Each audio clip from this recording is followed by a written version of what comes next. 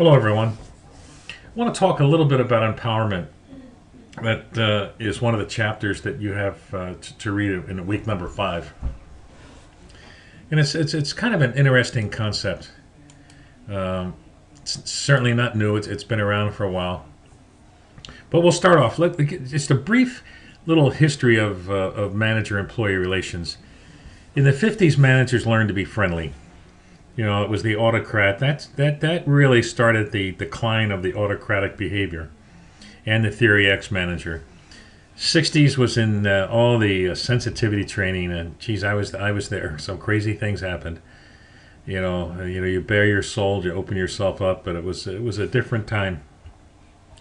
70s became the time where quality circles came into play, and managers learned to ask employees for help. The issue with that is there wasn't anything substantive that the managers asked the employees to get involved in. Even with quality circles, it was, what color do you want to paint the cafeteria, or go figure it out.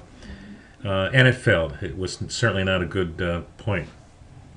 80s, TQM comes into play. Managers give the employees some room to make some improvements. But again, very controlled. The box was very tiny that they allowed the employees to operate in. The 90s, of course, came the point of, hey, we've got to share ownership, we've got to share rewards, gain sharing, all those kinds of things they talked about, bonuses for process improvement, transition into Six Sigma, programs like that, where people started to really, or employees started to really get involved. And then the 2000s. And this is where trust is absolutely essential, where managers absolutely must trust employees to make decisions, to solve problems, because organizations are becoming flatter and more flexible. And you cannot have a hierarchy in that type of environment. And to be able to allow employees to have control over the sphere of influence that they work in, and not to have to ask for permission to do stuff. So that's where we are now. Take a look at the traditional teams, planning, scheduling, budgeting, and performance, all those kinds of things. Yeah, traditional team. Infrastructure lies outside of the group in traditional teams. Communication is one way, and it happens to be top down. Results are frequently reviewed by the manager, and compensation is based on job classification.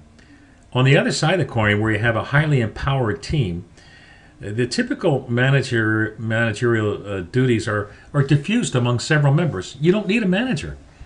So that's where you get into the self-managed work teams and self-managed project teams.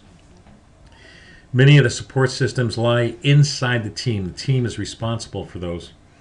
Communications are multi-directional, open, flowing, up, down, sideways, timely also, and informative.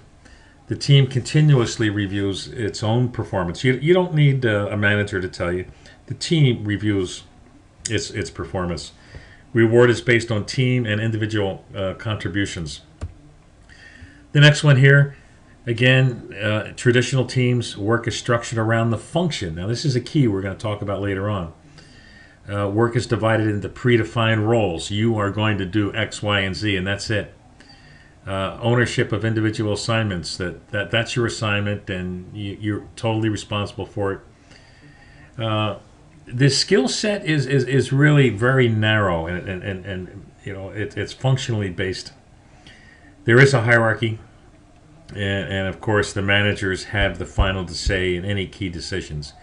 Conversely, in a highly empowered team, the work is structured around the process or the customer. That is a big change. Some team members have overlapping duties, and there's no issue with that. There's not redundancy, but some overlapping responsibilities. The team shares ownership for team results. It's not based on individuals. It's based on the team. Remember shared ownership I talked about earlier. Team members are often multi-skilled. You are required to be able to perform multiple jobs, not just your job. And this is even more important with the lean operations. Bias towards flatter structures, yeah, absolutely. And the team and the manager makes the decision. So those are the key points I'd like to make. And I am going to sign off at this point in time and slideshow by